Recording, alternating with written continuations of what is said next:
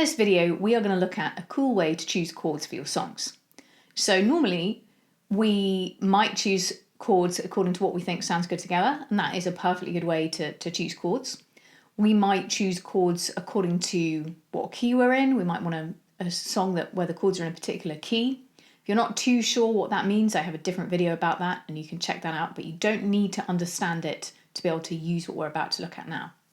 So we can also look at chord choices according to whether we are going from a tonic, subdominant or dominant chord to another tonic, subdominant or dominant chord.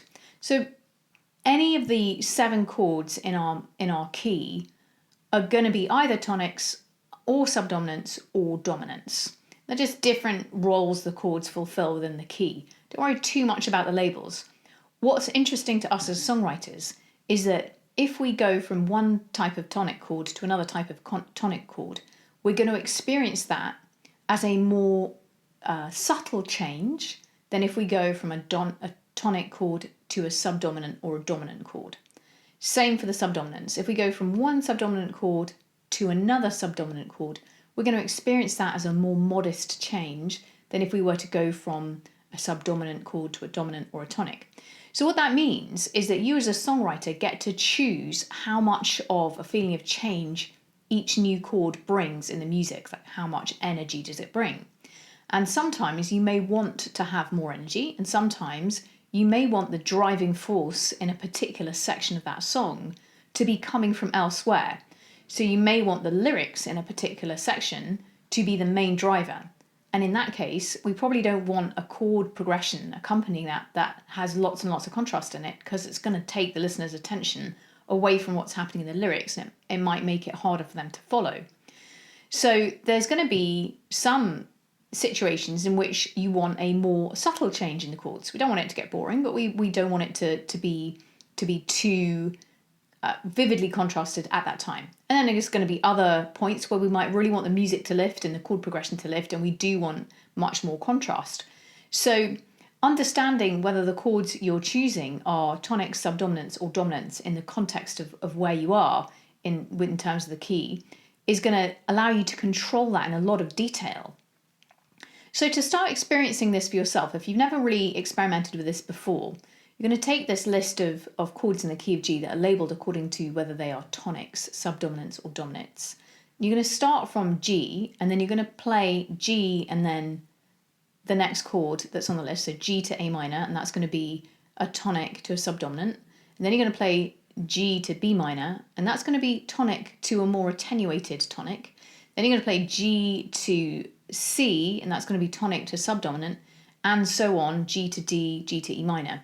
And when you're doing that, obviously notice whether you like that particular movement, but also notice how much energy and movement and contrast you think there is between those chord pairs. And notice, for example, if you find there to be perhaps less dramatic change moving from a G to an E minor, which is a tonic to a tonic, than between a G to a D, which is a tonic to a dominant.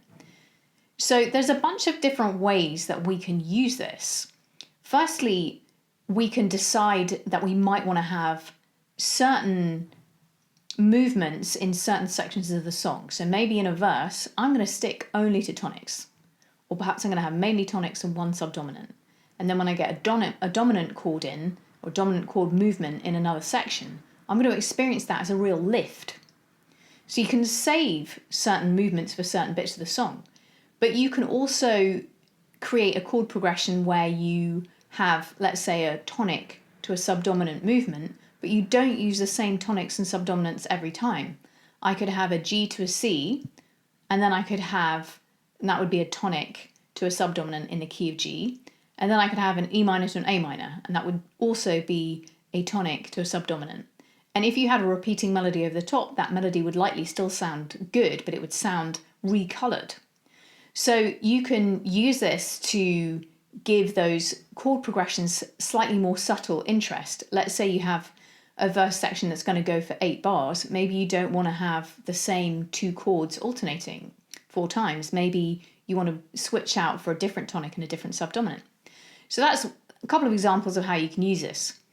If we were to look at some of the really common pop turnarounds, a 1-5-6-4, so in the key of G, that would be G, D, E minor, C. That would be tonic, dominant, tonic, subdominant. You could simply take that as an instruction and you could rewrite that with different versions of tonics and subdominants, but in the same place where they are in that chord progression. You could also do that for a 1-6-4-5, a G, E minor, C, D, very common. That would be a 1 chord, a 6 chord, a 4 chord, a 5 chord, or a tonic, another tonic, subdominant, dominant. E minor, G, E minor, C, G, D, also very common. 6-4-1-5, tonic, subdominant, tonic, dominant. Again, you could rewrite those with different tonics and subdominants. And you could alternate. Let's say you had a 16-bar section. You could have 4 bars, the same functions, the same tonic, dominant, subdominant, tonic that you had, or whatever it was that you had originally, but with different chords. And that would give you 8 bars, and then you could repeat those 8 bars. That would just be kind of an interesting alternative to having the same 4 chords repeating for a section. So there's 3 things you can do with this right away. Firstly, if you haven't really explored this very much before, start off with the G to each other chord in the key and play those, keeping in mind this feeling of this idea that you're going to look out for how much movement it feels like there is. Secondly, you're going to take those 3 pop turnarounds and you're just going to write down whether they're subdominant, tonic, the order of the chords that they are, or you're going to see that written down for you. And you're going to fill those in with other tonics and see other versions of those chords, other tonics, subdominants, dominants from the key, and see how you like the alternatives. And thirdly, you can write down your own versions. So you can just at random take 4 to 8 bars, write down whether we're going to hear a tonic, a subdominant, a dominant chord. They don't have to change every bar, it depends how fast you're playing and things like this. So you can write your own version and then populate that with different versions of those chords. Let's say I've written tonic, subdominant, tonic, dominant.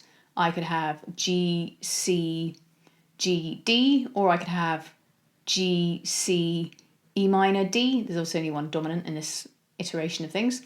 Or I could have E minor, A minor, G, D. So there's lots of different possibilities. It's also something that you can use as you go into a subsequent section of a song or into a repeat, a 3rd or 4th verse, where we might be expecting to hear something the same and you're going to make these changes. And that's going to give the listener a little treat when they hear that something's changed. Enjoy playing around with those chords. Download the worksheet to help you try those things out. Or this is written out for you below. And have a go writing those chord progressions. Please do click like and subscribe for more bits of songwriting wisdom.